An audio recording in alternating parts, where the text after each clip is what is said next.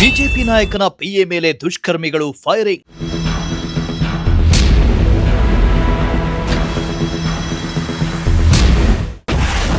ಹಣೆ ಮತ್ತು ಎದೆಗೆ ಗುಂಡು ಹಾರಿಸಿ ಎಸ್ಕೇಪ್ ಆದ ಹಂತಕರು.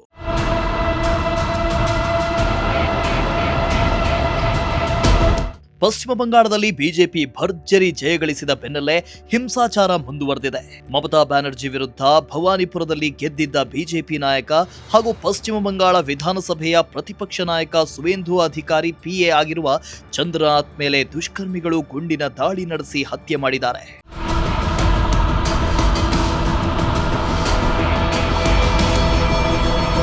ಹೌದು, ಬಿಜೆಪಿ ನಾಯಕ ಮತ್ತು ಬಂಗಾಳದ ಹೊಸ ಸಿಎಂ ಎಂದೇ ಬಿಂಬಿತವಾಗಿರುವ ಸುವೇಂದು ಅಧಿಕಾರಿ ಆಪ್ತ ಚಂದ್ರನಾಥ್ ಮೇಲೆ ಹಾಡಹಗಲೇ ಮಧ್ಯಮ ಗ್ರಾಮ ಗುಂಡಿಕ್ಕಿ ಕೊಲೆ ಮಾಡಲಾಗಿದೆ. ಕಾರಿನಲ್ಲಿ ತೆರಳುತ್ತಾ ಇದ್ದ ಚಂದ್ರನಾಥ್ ಮೇಲೆ ಬೈಕ್ನಲ್ಲಿ ಬಂದಿದ್ದ ದುಷ್ಕರ್ಮಿಗಳು ಏಕಾಏಕಿ 3 ಸುತ್ತು ಗುಂಡು ಹಾರಿಸಿದ್ದಾರೆ. ಇನ್ನು ಹಣೆ ಹಾಗೂ ಎದೆ ಭಾಗವನ್ನ ಗುರಿಯಾಗಿಸಿಕೊಂಡು ಫೈರಿಂಗ್ ನಡೆಸಿರುವ ಆರೋಪಿಗಳು ಕೃತ್ಯ ಎಸಗಿದ ಬಳಿಕ ಸ್ಥಳದಿಂದ ಪರಾರಿಯಾಗಿದ್ದಾರೆ.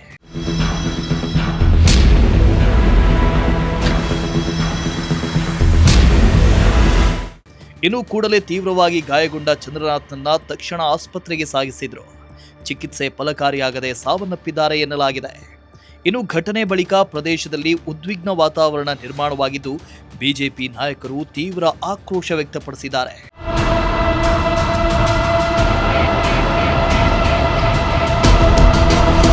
ಸದ್ಯ ಪ್ರಕರಣ ದಾಖಲಿಸಿಕೊಂಡಿರೋ ಪಶ್ಚಿಮ ಬಂಗಾಳ ಪೊಲೀಸರು ಆರೋಪಿಗಳಿಗಾಗಿ ಶೋಧ ಕಾರ್ಯ ನಡೆಸ್ತಾ ಇದ್ದಾರೆ.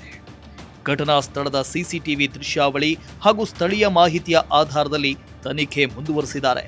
Bureau report, Prajashakti TV, Tumakuru.